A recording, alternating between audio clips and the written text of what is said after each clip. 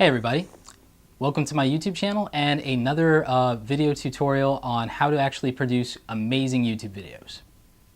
Now if you've been watching my previous videos in this series, then you already know that I actually have a more or less professional setup in terms of my home YouTube studio. I have lights, I obviously have this backdrop behind me, and I have a Nikon DSLR video camera and prime lens that I use to shoot these videos. Today one of the things I'm going to talk to you about is backdrop systems. Backdrop systems actually add a whole nother dimension to your YouTube videos in terms of videos like this one that are either interview style or what are referred to as talking head videos. The cool thing about this is if you've seen any of Apple's product videos, this is actually the style of video that they do in their commercials for product introductions and keynotes, and it's actually really cool. It's stylish and it's minimalist, and you can accomplish this with actually just a simple white backdrop and a system like this. Or if you're really good at it, you can technically utilize your lighting and get away with this with a plain white wall and a few color corrections in post. Now the key to this setup is really threefold. It's having a camera that has a lens with the capability of doing decent depth of field. That way if there are a few wrinkles in your backdrop, then you don't actually see those coming through, but your subject is in focus and crisp. In the case of my backdrop, I actually use a steamer on mine, but that can be really tiring and sometimes you don't have enough time to actually really get all the wrinkles out. So if you can adjust the depth of field on your camera to something like 1.8, 2.0, or 2.8, you usually can actually get rid of a lot of that depending on how far away your camera is. The other thing is lighting. For my setup, I actually am only using 2 lights, but traditionally you'd probably want to use a 3-light setup or a 5-light setup.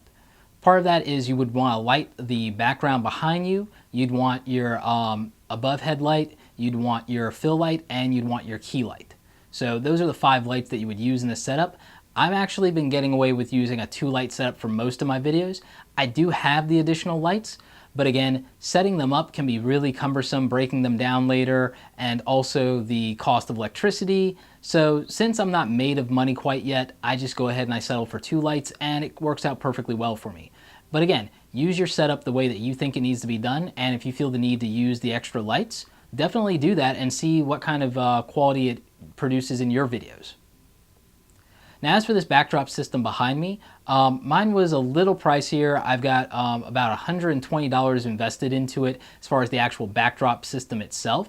But in terms of the backgrounds, I paid $20 a piece for mine, but they came out really well, and I actually have carrying cases for all of that equipment, and the carrying cases for the backdrops themselves actually have a clear panel on them so I can see which one is which. I don't have to guess, I don't have to look at the labels. You know, I know which one my backdrops is in its case at any time, so I can just pull out the white one, the green screen, or the black one that you've seen me use in previous videos, or my gray Muslin background with the pattern that you've seen in some of my earlier videos. Now, if you're going to use a green screen, I'd recommend that you play around with it quite a lot and that you get your lighting perfect, because actually keying for green screen is very difficult, and it's not something that just anyone can do their first time very well and effectively. There's all kinds of problems, and you'll need to get the lighting and shadows just perfect to do it.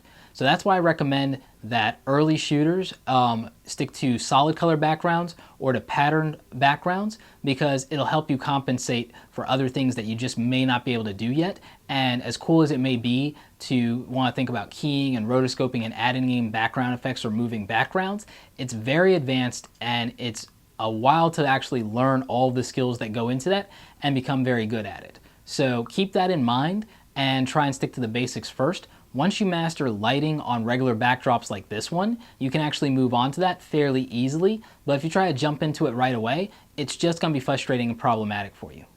There are cheaper options to a backdrop system than this one. You can get decent ones for as low as 60 bucks, and you don't have to actually use fabric. I just prefer fabric. You can actually use sheets from Savage. They actually have paper rolls that you can use, so that's actually pretty cool. They come in a variety of colors, and they're surprisingly affordable. I actually started out that way a couple of years back, but since then I just decided to move to fabric. All right, well, I hope you enjoyed this video. I hope you learned a little about backdrop systems. There's going to be some links in the description below that you should check out for just different types of background systems from all different types of price ranges. There's also some accessories you should look at. You should look at utilizing clamps for these. You should definitely look at getting a steamer. I think I paid about $30 for mine. It's not battery powered. I actually need a portable battery powered one. That's probably going to be another investment that I do. This one's plugged in, but it does work out really well. Again, this is more or less the kind of setup you need if you want to produce really great looking talking head videos or something that's more in the Apple style of product videos that Johnny Ive does. Well, I hope you liked this video. Don't forget to subscribe, share it with friends, and stay tuned for other videos in the series. All right, thanks for watching.